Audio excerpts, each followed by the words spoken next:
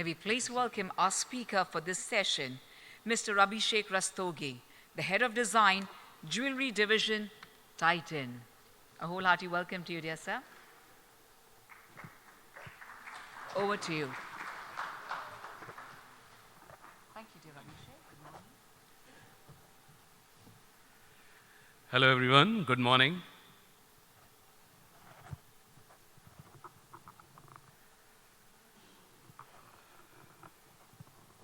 Can I have the presentation, please? Yeah, thank you. So I would be presenting today on the power of design and how design strategy can ultimately influence business and the business outcomes. So I'm coming from Titan Company Limited, and at Titan, we create elevating experiences, which is about, touching people the way with our products and significantly impact the world that we live in. Today, Titan Company annual revenue at $2.5 billion. Some of the successful brands which the company has created over the time, starting with watches in 1987 to Tanishq, which is the jewelry brand in 1996, Fast Track in 2003, iPlus 2007, entering the luxury space with Zoya in 2008, then perfumes in 2013, Mia, which is for the working woman, modern working woman in 2014, acquiring Carrot Lane in 2015, and our youngest baby, Tanaira, in 2017. So how have we created such large, successful brands over the years? It's because of a strong belief in these 5 pillars in the value chain, which is about consumer inciting. So it's important, we believe at Titan that it's important that we speak to our consumers, listen to their voices, listen to what they have to say, understand how the consumer need is changing, and then adapt ourselves to that and answer them in a rightful manner. Then it moves to design and innovation, which is all about hearing these voices and innovating and being ahead of the curve, and also at times surprising your customers with what you have to offer. A very strong product development, which is about testing these innovations into live samples and establishing them before you actually launch them in the market. Then a very strong brand building and marketing campaigns which support this product strategy. And last but very important, a very enriching customer experience through our retail channels. And I find myself involved in the first 3 pillars in the value chain, which is about consumer inciting, design, innovation, and product development. And I'm coming from the Design Excellence Center at Titan, which is a strong army of 100-odd very passionate, very talented designers who work day in and day out, live, breathe, design, and innovate. So we strategically create business opportunities with more than 3,500 products every year. And all of these products are because of certain necessities, are because they are answering something that the consumers want. And we do it because we believe in the power of design. So what do we mean when we say design? What's the kind of thoughts that come to your mind? Is it just about another 2D form? Is it just another sketch drawn on paper? Is it about beautiful looking colors, aesthetically balanced things? I differ to agree on that. So John Kolko, who is the founder of Austin Center of Design, has put it very nicely. It says, design is more than the aesthetics and the artifacts associated with products. It's the strategic function that focuses on what people want, what people need and dream of. Then crafts experiences across the full brand ecosystem that are meaningful and relevant for customers. So what is design? Design is a way of working. It's the attitude and the value system that you believe in. It's the direction, the focal direction and the discipline that you want to bring into your company. And it's all about creative collaborations. And what it impacts, it gives you a direction to move in. It defines what the process, the people, and the organization is all about. So design is not limited to a function in the organization. The design thinking, so to say, spreads across the organization, and the way the companies believe in product strategy, and that's what defines their success. So it also impacts the kind of products that you launch in the market. It impacts the brand equity and also gives you sustainable competitive edge. So we see that good design is critical to business success, but what are the elements that make a good design? Design has to be desirable, which means that your target, the bulk of your target consumers, it should be appealing to. It should cater to their needs and demands. It should be ergonomic, which means that whatever you design has to feel good, has to sit well on your customers, and has to be designed keeping your customers' usage in mind. Has to be saleable. Finally, it has to bring business to your organization. Has to be highly innovative. So whatever you do, there has to be a lot of innovation. You need to be ahead of what customer is wanting and demanding. Of guaranteed quality, it's supposed to last. And lastly, narrative, which is very important. Your design should have a deeper design story to it. You know, it should communicate a lot more than just being a form sitting there. So we at Titan believe human centricity is core to design. Human centricity is what defines our product strategy. We go out in the market, we speak to a lot of consumers, we do a lot of these research wherein we hear to the voices of our customers, we hear the voice of the consumers, the voice of the market, how the market is changing, and bring all that back to our table and then work on. Change is the only constant, so to say. Empowered customers are wreaking havoc on markets. Customer expectations are outpacing how companies are evolving or how companies are able to reinvent themselves. And it's only the leaders who are able to adapt will survive, and whoever is slow to change will finally struggle. So in this changing environment of changing consumer needs, changing consumer attitudes, their lifestyles, beliefs, and values, and about the changing socio-economic and political megatrends is something that defines the new narrative for our business strategy. So in terms of consumer segments, when we talk about consumers, what comes to our mind is that we have kids, we have the youth segment, we have the middle-aged, and we have the old. But it's not that simple. I mean, we need to go into the skin of our consumers and understand who they truly are. For example, if we say that they are rich, are they traditional rich or are they nouveau rich? Because the demands of these two consumer segments is also very different. The way they interact with the products, the way their requirement is from the product is completely different.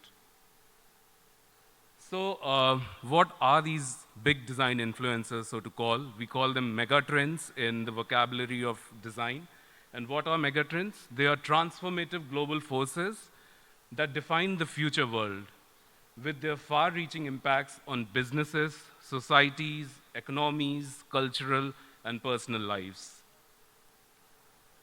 And what are the drivers of these megatrends? What defines these megatrends? So some of the key drivers currently are the shifting economic powers. Is China a superpower today? Is India emerging as a super economy? You know, things like those. The changing technology. A lot has been spoken about technology since morning today. The impact of that on our lives, on the lives of our consumers. The change in the population, the shift in the population from rural to urban or back from urban to rural. How is that defining our product strategy? Then a lot of environmental shifts and the sustainability aspect which is coming in. How are we answering to those kind of calls?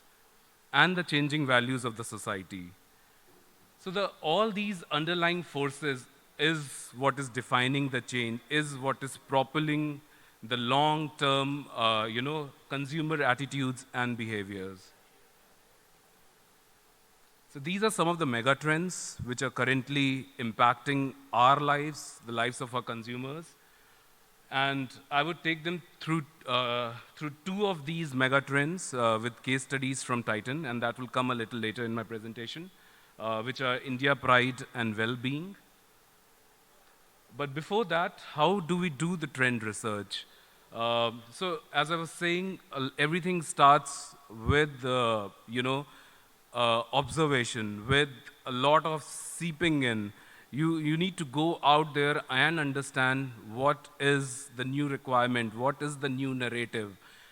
Come back, analyze it, and then come back and put a filter with the geography that you are in. So for example, if you are in India, there are a lot of mega trends which are happening globally across, but is it of importance to us in this geography, or how important is it, and how importantly is it impacting our lives and our consumers' life?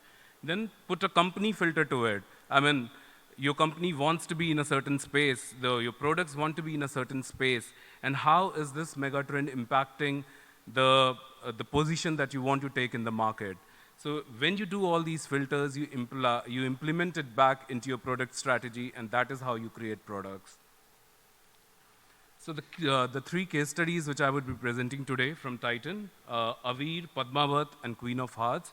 The first two would talk about the mega trends that I was talking about, and the last one is all about how innovation can derive business strategy. So first one, Avir, it's a range of men's jewelry that we launched 1.5 years back. So Avir talks about the megatrend well-being, and this is the study that we did some time back. So this is all about the change in the well-being industry, so to say. So vegans, for example, there's a significant rise, 400% in the Southeast Asian region in last 5 years. Asian consumers have become wellness junkies. In China, you see fitness industry growing by at an annual rate of 10.4%. And wellness, as we all know, is not confined only to gyms or spas. Digital wellness is the new buzzword, for example. So there is also a paradigm shift in the grooming industry within India. And the ASSOCHAM report states that India's male grooming industry is growing at 45%. So it's growing at a rapid stage. The way men are dressing today is changing very significantly. The way men perceive themselves and carry themselves is changing significantly. So all this is fueled by changing lifestyles, greater spending power, rising media exposure, and larger product choices. This is how we defined our consumer segment. That's a narcissist consumer who believes in self-reward and believes that pampering themselves is something that is their birthright, And when you did this kind of a study, some things that came across is how spending on something as basic as a haircut is changing from 100 going to a barber shop and paying 100 rupees to versus getting a haircut from a hairstylist and paying 800 rupees for that. So what is the key motivation? It's about creating a different look for different occasions, And there are very strong voices that you hear when you talk to your consumers. Things like, my wife will look grand when she's getting dressed for a wedding, and I need to match to her. We all take selfies, and it is important to be dressed well and color coordinated for these selfies. So a lot of these family events where people are coming together, they're celebrating, there is a need to be dressed and need to be seen that you have taken efforts to get dressed. And there is also a new narrative of storytelling, which is sharing your experiences when you travel, when you're on vacation, or you're on a cruise, or if it's work-related travel, and then talk about things that you picked up on your journey. So journey is more important than the destination today, and that also gives a new way of storytelling for our consumers. So at Titan, what we targeted is the new age man who projects a global image. Personal style is meant for self-expression of self, building a better me, which is upscaling oneself to demonstrate success and exclusivity in the society, and health is the new wealth. So a few of you would have seen Manevar's new ad. This is something that we did 2 years back, this kind of a study. Manyavar's new tagline is "Shadi hai, tayyar hokar aiye," which is all about, that it's a wedding, come dressed and feel as if you're dressed for the occasion. So the design story that we had taken for this collection, it's called Race, and it's inspired from the speed, the need to, display power, style, and effortless styling. So the design language also cues speed, it cues aerodynamics and high-tech precision. Coupled with staples in the menswear industry, which is checks and stripes. And this is how the brand creators look like.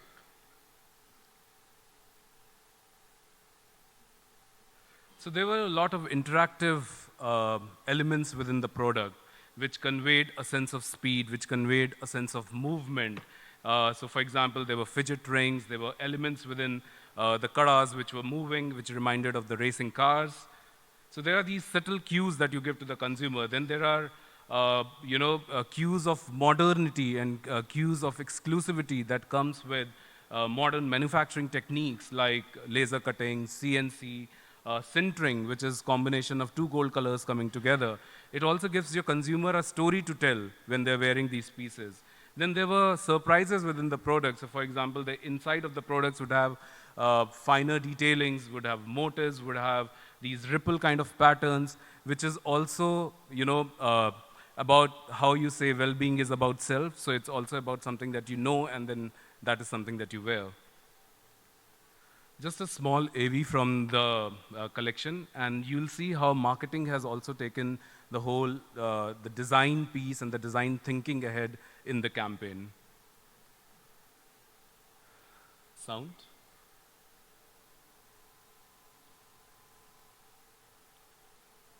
There is also sound to this AV? Can you check?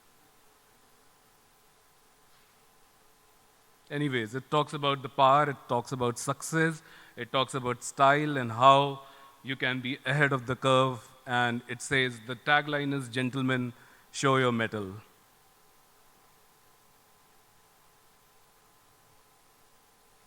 The second case study which I'm going to talk about is called Padmavat. And as many of you know, Padmavat was a magnum opus, and it was our collaboration with the movie which enabled us to show Indian heritage and the Indian jewelry in all its grandeur on a large screen. So Padmavat spoke about the mega trend India Pride, and the key big influencers for this mega trend were royal heirlooms, Bollywood, and handcrafted era. So today's bride wants to feel and look nothing less than a princess on a big wedding day. And thanks to designers like Sabyasachi, who have established it very well over the years. And so today's consumer wants to feel like a king, wants to own a piece of the royalty and carry it along with them.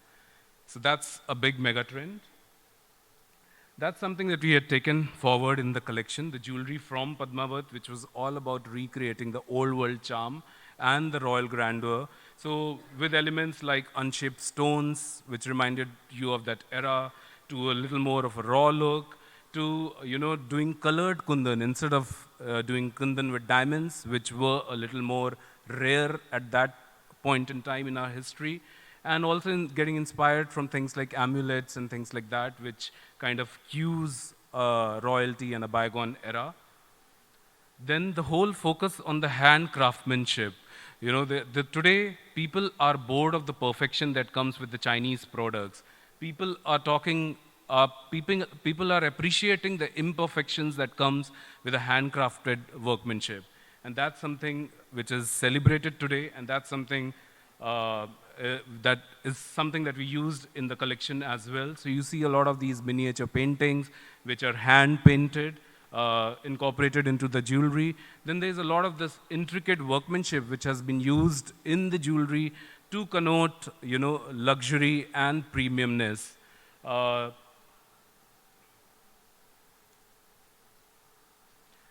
And lastly, Bollywood as a very big influencer. We all know how Aishwarya Rai through Jodha Akbar brought Kundan jewelry back to fashion, and it's lasting ever since. Then we all know how Sonam Kapoor has every time, redefined how traditional jewelry can be worn on more modern occasions, can be worn along with the Western clothes, and can be styled in a very fusion kind of a way. And we also know how Anushka Sharma has redefined the color palette of the Indian weddings, from moving away from the reds and the maroons and bringing in a lot of pastels. So the movie, in a way, helped us establish, these new trends. Big celebrities like Deepika Padukone are big influencers, and they have the impact on the society. So when you see them wearing these elaborate, head accessories, frame after frame, it's imperative that, the brides of today would want to wear something like that on their weddings as well. So with this movie, we also played a little smart. We knew that in every frame you'll have her close up, you'll have at least the close up of her face in every frame, and hence there was a special emphasis on the kind of jewelry that she wore on her face. So the nut, for example, became very important, and we designed them. We researched on the kind of nuts and that were prevalent at that time, and redesigned them and recreated them. Then there was also a big trend that we brought in with the septum nose ring, which is a nose ring which is worn in between, the nose, and that's a new trend which was established with Padmavat. Moving on to the third case study, which is all about innovation, and which is also something very close to my heart, because I strongly believe in that, in the fact that if you innovate, you can be really ahead of your competition, and you can really redefine the rules of your business. So the collection was called Queen of Hearts, and it was in the high-value diamond space, using a lot of diamonds along with color stones. So what was the innovation that we did in this collection? This was a collection that we launched 4 or 5 years back, and at that point in time, there were a lot of synthetic color stones being used in the market, and we wanted to make the synthetic not feel like synthetic, but at least make them feel a little more premium, that you come to Tanishq and you're paying for something which is not the boring looking synthetic, the ugly looking synthetic. So when we did this market research 5 years back, we went across countries, and we realized that there's a lot of demand, and there is also a lot of usage of this cheap looking synthetic stone in the high value jewelry industry. And so much so that we had no alternate for it. Because these were large in sizes, they gave a very good value for money proposition. But at the same time, consumer had also accepted it kind of, because they had seen it in the market for last several years. But we being Tanishq, we said that this is not the way we would like to use synthetic stones into our jewelry, and this is not the way we would want, stones to be used in our products. And hence we wanted to bridge this gap between the real and the synthetic, offering the value proposition of the synthetic, but having the properties, not the properties, but the look and feel of a real stone. So what did the designer do? The designer innovated, and easier said than done. It was a journey of more than 3 to 4 months. Designer was sitting with a lapidarist. We were sitting in Jaipur. We created tons and tons of stones. So these were synthetic glass stones that we were, so what we understood is that, the synthetic stone was cut in a very similar way as a real stone is cut. And because the refractive index of the two materials is very different, and the properties of the two materials is very different, the way they interact with our eyes is very different. And hence what we thought is, probably the answer lies in recutting the synthetic stone in a way that from the top it looks similar to a natural stone, but from the bottom when you turn around, it is designed, it is engineered, or it is scientifically created to emit a certain kind of a light back into your eye. So what we did is that the top is faceted as a natural stone, as a natural cut stone with the table and the facets, but the bottom, if you see, is a cab. And that kind of worked for us. What we further did is that we made the back matte finish. So that kind of really transformed the way the stone looked. And we no longer call them synthetic red rubies or synthetic emeralds. We call them the gorgeous reds and the watery emeralds. So this was a business-changing innovation for us that we did almost 4 years back. Collection after collection, we have been using it into our products. And it's been very successful. Customers have appreciated it. It's done very well for us. And it's also resulted in a huge business impact for our organization. It has been used across products to the tune of 1,500 crore plus. And it also gives me delight when we go to a competition and when we are doing our surveys and doing our studies. When you turn around the product, you see a matte capstone being used in the product. So, I mean, we kind of feel that this is something that we probably owe to the industry, and being in the industry for so long, this is something that we had given back to the industry, and that kind of gives us pleasure. Yeah. So with that, I end my presentation. This is the last slide, which talks about how can be, because I see a lot of non-designers in this forum. I also understand that this is the only design presentation which has been made. So what is your relationship with the design, and how you can overcome some of the problems and some of the challenges that you have? So it's these three parameters. I mean, you need to be curious. You need to look at things with a very different angle. Be open to imbibe a lot of things that you hear, then learn and implement them back. Do a lot of R&D. You may fail certain time, but I mean that's the only way to go. And obviously, you need a touch of creativity. With that, thank you so much. Thank you very much, Abhishek, for elevating experiences. We request you to kindly be here with us. Well, ladies and gentlemen, let us please once again applause for the awesome presentation and some great insights into designing. And to do the honors, may we kindly request Mr. Mark Curtis from ITRA Dubai to kindly present a memento to Mr. Abhishek Rastogi, please. Ma'am, can I please request you to be here with us? Thank you so much. May we please put our hands together for our beautiful lady, ladies and gentlemen. Mr. Abhishek in the center, please.